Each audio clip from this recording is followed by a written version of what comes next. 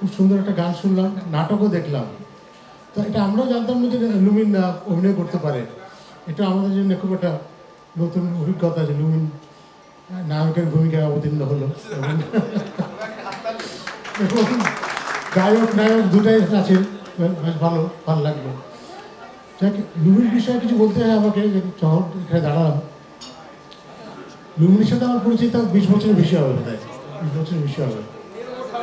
ও প্রায় 30 বছর। আমি যাক, মানে ফিডব্যাকে জয়েন করার পর থেকে ইনফ্যাক্ট আমার চিনল। তো দীর্ঘদিন আমাদের সঙ্গে আছে, গান গাচ্ছে, আমাদের দলের গায়ক হিসেবে আছে। তো এবং খুব অস্থির প্রকৃতির।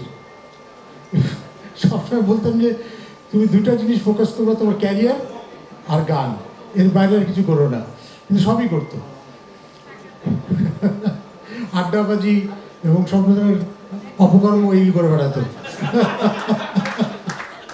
তো আমি তোমার বড় ভাইয়ের মতো, আমার প্রায় 20 বছরের বেশি ডিফারেন্স ওর সাথে আমার। তো সবসময় আমি শতপ্রদেশ দিয়ে যেতাম যে ভালো থাকো, সব কিছু দেখে শুনে থাকো। যাক, খুব ভালো লাগলো। যাক, জোকস অ্যাপার্ট, আমার খুবই ভালো লাগছে যে আজকে আমার একটা অনুষ্ঠানে থাকতে পেরে। বিশেষ করে আশিস দা, যিনি সবসময় এগিয়ে আসেন শিল্পীদের যে কোনো বিষয়ে। আমার চিকিৎসা ওনার ওখানে হয়েছে, এটা আমি প্রতিবারই স্বীকার করে নেবো যে ওনাদের সেবাই আমি এখন দাঁড়িয়েছি এখানে। এবং আমি আশা করি ভবিষ্যতেও সেই সেবাটা পেতে থাকবো দাদা। তো যাক, আমার খুব ভালো লাগছে এখানে আসতে পেরে। সবাইকে অসংখ্য ধন্যবাদ, ভালো থাকবেন।